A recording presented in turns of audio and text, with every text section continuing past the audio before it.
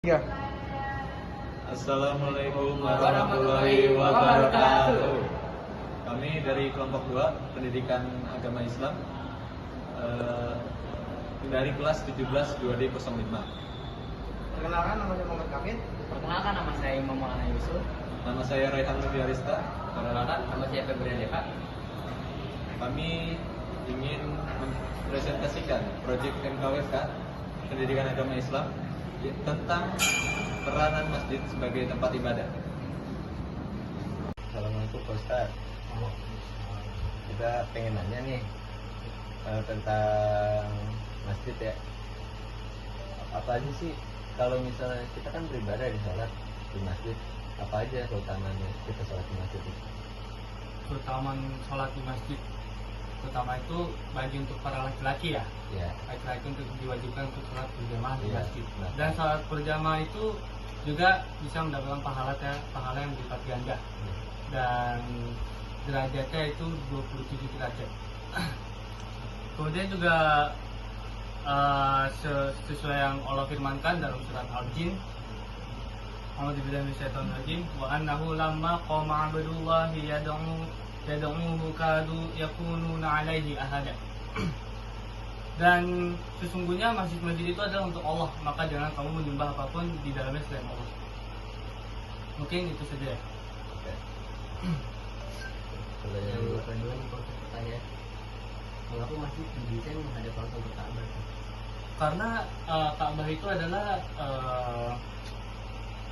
bisa dikatakan dia itu kiblat utama yang diarahkan ya oleh umat Muslim ya pada zaman Nabi Ibrahim. Sudah berdiri menjadikan kiblat. Ustaz, ingin nanya nih, Betul. apa yang dimaksud dengan itikaf dan bagaimana pelaksanaan di masjid?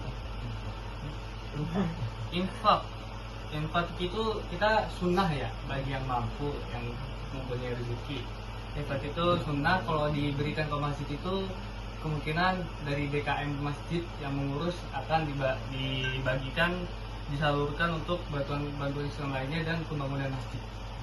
bedanya infak sama sedekah apa? Bedanya infak sama sedekah itu, kalau infak itu kan dia pasti diadakannya kan di masjid ya, Ya. kebanyakan. Infak itu dia memang dikhususkan untuk membangun kemakmuran masjid ya, rumah Ya, Allah. ya. Kita itu harus mengagungkan rumah Allah. Kalau sedekah itu tergantung dari orang-orangnya ya. Mungkin antum pengen sedekah ke orang yang kurang mampu dan segala Jadi macam. sedekah itu bisa di luar masjid. Iya, Sedangkan bisa. Infak itu biasanya lebih sering di masjid. Di masjid, atau di sini. Oke. Nah, pertanyaan selanjutnya Pak Ustaz, bagaimana masjid digunakan sebagai tempat untuk penyuluhan sosial pada masa pandemi COVID-19? Pada COVID-19, selama pandemi COVID-19 itu masjid menerapkan protokol kesehatan. Emang mungkin dalam hadis ada yang kita dianjurkan untuk merapatkannya, merapatkan kaki, merapatkan satu mata kaki dengan mata kaki ya kan, tumit dan tumit. Cuman karena emang protokol kesehatan, kita memberi jarak agar kita tidak menyebarkan COVID-19. Masih bisa digunakan masjidnya untuk beribadah. Kalau ibadah nih kan kita ngomongin ibadah di dalam masjid. Iya. Ibadah, salah satu ibadah yang ada di dalam masjid itu, ibadah yang paling tinggi itu kan di umat manusia itu kan kayak pernikahan. Nah, pernikahan itu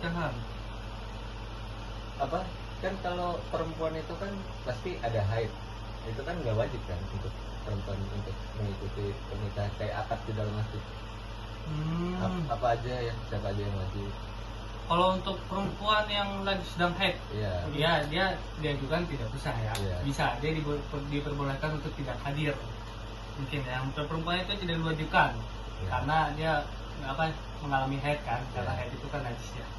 Jadi kemungkinan ya untuk mempelai prianya bisa dilakukan di masjid. Terus tata cara pernikahannya bagaimana? Tata cara pernikahannya ya tentunya yang beradab ya, termasuk dalam hal berpakaian, tindakan dan ucapan, dengan ketentuan bahwa mempelai perempuan tidak diwajibkan. Iya. Gitu deh. Gitu. Ada lagi? Untuk pengajaran kan kita sebagai umat Islam itu pasti ininya kita itu adalah berpegang teguh pada Al-Quran. Iya. Nah, untuk untuk pendidikan di Al-Quran itu di masjid itu bagaimana? Itu pakai apa? kebanyakan di masjid-masjid setiap kompleks, setiap masjid di setiap kompleks itu pasti mengadakan PPA ya. Ya. Dari situ ada guru-guru pengajar ngaji yang mungkin hafidho dan hafid itu mengajarkan para anak-anak di situ untuk mempelajari Al-Quran dan tajwid sesuai Ahlus Sunnah wal Jamaah. Itu biasanya dinamai PPA. Nah, kebetulan kemarin kan kurban tuh. Iya. Nah, kenapa masjid dijadikan sebagai tempat buat apa kayak biasanya pusatnya? Biasanya ada pemotongannya, terus pembagian juga. Masjid itu menjadi pusat pengumpulan hewan ternak Iya. yaitu kurban ya. Kurban itu untuk memfasilitasi umat Islam dalam menjalankan ibadah kurban yang mendistribusikan daging. Kan kita sebelum kita berkurban itu kan ada orang-orang yang menunaikan zakatnya itu kan ya, yang diwajibkan untuk bukan diwajibkan, orang yang ingin menyumbang hartanya atau hewan ternaknya untuk dikurban. Ya, masjid itu untuk memfasilitasi orang muslim. Jadi makanya masjid itu dijadikan tempat utama untuk berkurban. Oke. Ya, ada lagi yang ditanyakan? Sekian, makasih Pak Ustadz. Ya. Ini Pak Ustadz ya. Terima kasih ilmunya. Terima kasih. Ya.